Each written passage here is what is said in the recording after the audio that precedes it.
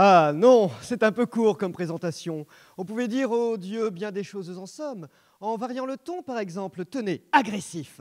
Moi, monsieur, si j'avais une telle thèse, il faudrait sur le champ que je me suicidasse. Admiratif. Cette thèse, monsieur, mais quelle audace!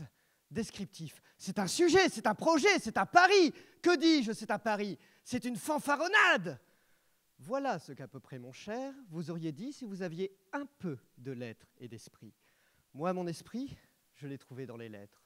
J'ai voyagé à l'époque de Molière, j'ai visité des centaines d'auteurs, j'ai lu des milliers de textes, et j'ai trouvé mon sujet de thèse. J'ai nommé les 7 piliers de la science-fiction.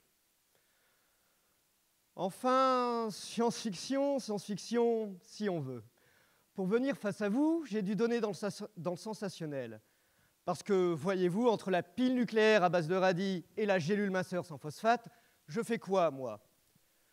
Alors oui, j'aurais pu vous dire que mes auteurs sont 7, comme les 7 nains.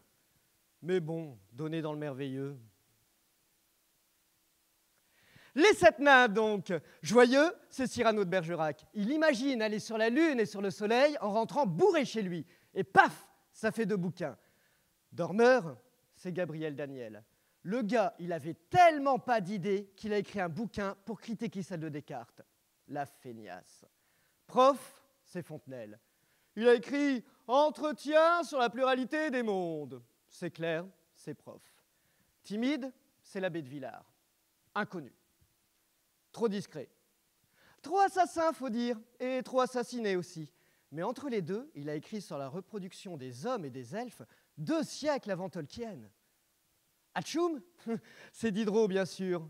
Dans sa vie et sa robe de chambre, il a écrit toute la physique de son époque dans un seul livre, Le rêve de d'Alembert, et mon rêve aussi. Grincheux, c'est Voltaire, avec Micromégas. Oui, un bouquin où 2 extraterrestres sont surpris qu'on ne soit pas trop con, Grincheux, direct.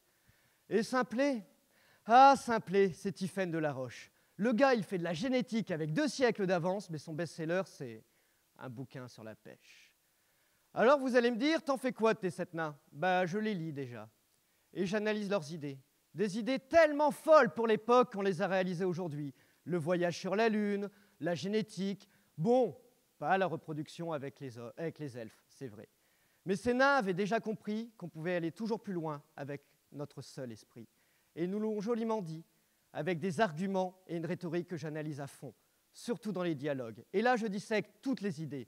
Qui dit quoi? Comment? Est-ce faux? Était-ce vrai à l'époque? Et si Louis XIV a vu la bombe atomique? Alors oui, ma thèse ne me sert peut-être pas à grand-chose, si ce n'est à lui donner raison.